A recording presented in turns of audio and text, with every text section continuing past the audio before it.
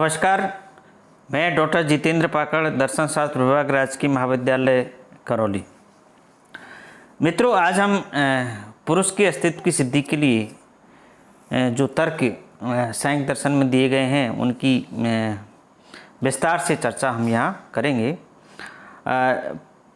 पुरुष को सिद्ध करने के लिए सांख्य दर्शन में कुछ युक्तियाँ दी गई है। उन युक्तियों की चर्चा हम विशद रूप से सांख्य कारिका के संदर्भ में यहाँ करने जा रहे हैं। पिछले वीडियोस के अंतर्गत हमने सांख्य दर्शन के जो महत्वपूर्ण जो बिंदु जो तत्व थे, प्रकृति और प्रकृति के स्वरूप, उनकी सिद्धि को सिद्ध करने के तर्क और 3 गुणों की चर्चाएं हम पिछली वीडियोस में कर चुके हैं। अब इनका जो दूसरा महत्वपूर्ण जो टॉपिक है पुरुष है, और पुरुष की स्वरूप की चर्चा हम कर चुके हैं। अब पुरुष के अस्तित्व को सिद्ध करने के लिए जो युक्तियां दी गई है उन युक्तियों की बात हम आज इस क्लास के अंतर्गत करते हैं। सांख्य दर्शन युक्तियों के आधार पर पुरुष के अस्तित्व को प्रमाणित करने का प्रयास करता है। ईश्वर कृष्ण ने सांख्य कारिका की 17वीं कारिका में पुरुष के अस्तित्व की सिद्धि के लिए 5 युक्तियां प्रस्तुत की गई हैं, जिनकी चर्चा हम इस वीडियो में करते हैं। चूँकि मैंने ये बात आप लोगों को पहले बता चुका हूँ कि सांख्य कारिका में कुल 72 कारिका हैं, और उन 72 कारिकाओं में कुछ इम्पोर्टेंट कारिका हैं जिन कारिकाओं को आपको अच्छी तरह से याद करना है। उसी परिप्रेक्ष्य में हम यहाँ देखते हैं कि पुरुष को सिद्ध करने की जो कारिका हैं उस कारिका की विस्तार से उस कारिका का एक दृष्टिपात हम यहाँ कर रहे हैं। जो कारिका है वो इस प्रकार है: संगाथ परारात वात तिर्गुणादि विपर्यादिष्ठानात् पुरुषो अस्ति भोक्तृभावात् कैवल्यात् प्रवृत्तिश्च। ये जो कारिका है, इस कारिका को हम 5 बिंदुओं के रूप में स्पष्ट करने का एक प्रयास करते हैं। तो इसका पहला जो बिंदु है, पहला जो टॉपिक है वो है संघात परारातवाद। इस कारिका के हम टुकड़े करते हैं और 5 बिंदुओं के माध्यम से इसको स्पष्ट करने का प्रयास करते हैं। तो ये जो पहला जो बिंदु है वो है संघात परारातवाद। इसको आप इस प्रकार समझें। इसके अनुसार सभी संघात्मक पदार्थ का मतलब सावयव एक दूसरे के लिए बने, यानी संसार के जितनी भी जो संघात्मक पदार्थ है वो वस्तु हैं वो अपने स्वयं के लिए न बन करके वो एक दूसरे के लिए बनी है।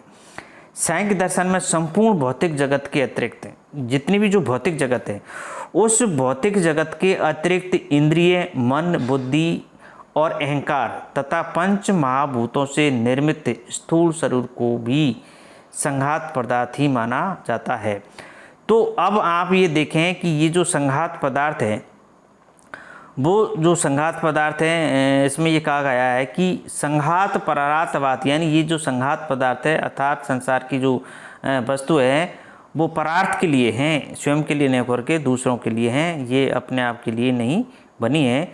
तो इस बात की यहाँ चर्चा की जा रही है। जिस प्रकार से चूना, ईंट, पत्थर, सीमेंट से बना भवन अपने से भिन्न रहने वालों के लिए है, यानी ये चूना, ईंट, पत्थर से बना हुआ भवन उनके स्वयं के लिए नहीं बल्कि अन्य के लिए हैं, उसी प्रकार समस्त जगत के संगठित पदार्थ स्वयं अपने लिए न होकर अपनों से भिन्न किसी असंघात तत्व मतलब आत्मा के लिए, आत्मा के प्रयोजन के लिए हैं।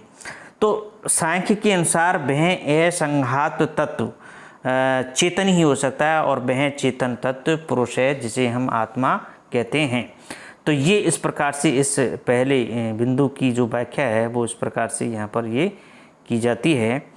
दूसरा इसका जो बिंदु है वो है तिर्गुणादि विपर्यात। तिर्गुणादि विपर्यात का मतलब होता है कि सांख्य के अनुसार जगत की समस्त संघात तत्व का मतलब संपूर्ण भौतिक जगत या भौतिक जगत की वस्तुएं ये त्रिगुणात्मक है। चूँकि ये त्रिगुणात्मक इसलिए है कि ये जो भौतिक जगत का विकास हुआ है वो प्रकृति से हुआ है, और प्रकृति 3 गुणों का संघात है। अतः यह तत्व अपने से भिन्न किसी असंघात व त्रिगुणातीत तत्व के लिए ही हो सकता है। तो सांख्य के अनुसार वह त्रिगुणातीत तत्व ही चेतन पुरुष है, क्योंकि प्रकृति अचेतन होने के कारण इन विषयों का उपभोग करने में असमर्थ है। अतः पुरुष की सत्ता प्रमाणित होती है। तो कहने का तात्पर्य ये है कि ये त्रिगुणादि विपर्यात का मतलब है 3 गुणों से युक्त संसार की जितनी भी वस्तुएं हैं वो असंघात पदार्थ के लिए अर्थात चेतन तत्व के लिए है, और वह चेतन तत्व आत्मा है जिसे हम पुरुष कहते हैं। तीसरा जो बिंदु है वो है अधिष्ठानात। अधिष्ठानात का मतलब क्या है कि विश्व के सभी पदार्थ जड़ अथवा अचेतन है। ये सारे संसार की वस्तुएं जड़ है, अचेतन है, और ये जो जड़ अचेतन है जो सुख दुख और मोहात्मक है, इन सब का अधिष्ठाता उनसे भिन्न कोई दूसरा तत्व यानी चेतन तत्व होना चाहिए।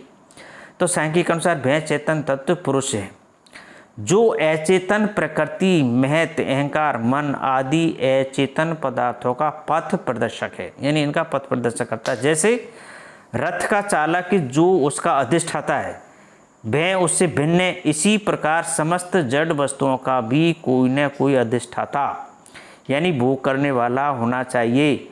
वह होता भी है। इन सब का अधिष्ठाता कोई चेतन तत्व ही हो सकता है। सांख्य के अनुसार वही चेतन तत्व पुरुष है, यानी अचेतन वस्तुओं का अचेतन तत्वों का भोग करने वाला कोई चेतन तत्व होना चाहिए, और वो चेतन तत्व कौन है? आत्मा, जिसे हम पुरुष कहते हैं। चौथा जो बिंदु है भोक्तृभावात्। भोक्तृभावात् को इस प्रकार समझे कि समस्त व्यक्त पदार्थ का कोई न कोई भोक्ता अवश्य होना चाहिए, यानी इस संसार की जितनी भी जो व्यक्त पदार्थ है, ये जो व्यक्त पदार्थ का मतलब भौतिक वस्तुएं जो है, इनका कोई न कोई भोग करने वाला होना चाहिए। अब भोग करने वाला ये पदार्थ जो है जड़ वस्तु तो हो नहीं सकती है, और समस्त वस्तुओं क्या है? भोग्य है। भोग का मतलब भोग करने योग्य है। अतः इन वस्तुओं का भोग करने वाला होना परम आवश्यक है, अन्यथा इस जगत का कोई महत्व नहीं हो सकता है। इन वस्तुओं का महत्व तभी है जब इनका कोई भोग करने वाला हो। प्रकृति स्वयं इनका भोग नहीं कर सकती। बुद्धि भी जड़ होने के कारण भोक्ता नहीं हो सकती। अतः प्रकृति के जड़ पदार्थों का भोक्ता कोई चेतन तत्व ही होना चाहिए, और वह चेतन तत्व पुरुष ही है, जिसे हम आत्म तत्व कहते हैं। तो ये इसका जो चौथा जो बिंदु है वो बिंदु है भोक्तृभावात् का मतलब है कि इन भौतिक जगत है, ये जड़ वस्तुओं का कोई भोग करने वाला चेतन वस्तु होना चाहिए, और वो चेतन वस्तु पुरुष ही है। अंतिम बिंदु है इसका कैवल्यार्थ प्रवृत्तिश्च। कैवल्यार्थ प्रवृत्तिश्च का जो व्याख्या है वो इस प्रकार की जा सकती है कि मुक्ति की कामना भौतिक विषयों के लिए संभव नहीं है। मुक्ति मीन्स मोक्ष, क्योंकि वे दुखात्मक एवं अचेतन है। मोक्ष की कामना अशरीरी व्यक्ति के द्वारा ही संभव मानी जा सकती है, और वह चेतन अशरीरी सत्ता ही पुरुष है। जीवात्मा ही केवल को प्राप्त करने के लिए प्रयासरत रहता है। जो जीवात्मा है, जो चैतन्य है, वो ही केवल मीन्स यहाँ सांख्य दर्शन में जो मोक्ष की अवधारणा भारतीय दर्शन में उसको कैवल्य के नाम से जाना जाता है। तो कैवल्य की मीन्स मोक्ष प्राप्त करना। तो ये जीवात्मा का एक लक्षण है जो कैवल्य को प्राप्त करने का प्रयास करता है। जड़ पदार्थों के लिए कैवल्य यानी मोक्ष का कोई महत्व नहीं होता है। तो प्रकृति के समस्त पदार्थ स्वभावतः सुख दुख और मोहात्मक होते हैं। अतः ये पदार्थ सुखात्मक की स्थिति को प्राप्त नहीं कर सकते। कैवल्य की जिज्ञासा किसी चेतन तत्व द्वारा की जा सकती है, और सांख्य के अनुसार वही चेतन तत्व पुरुष है।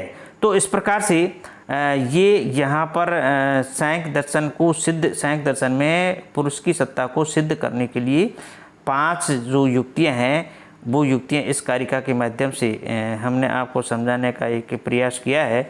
निश्चित रूप से आपके समझ में आएगी। इस कारिका को आप अच्छी तरह से याद कर लें, अच्छी तरह समझ लें, इसकी व्याख्या को अच्छी तरह समझ लें।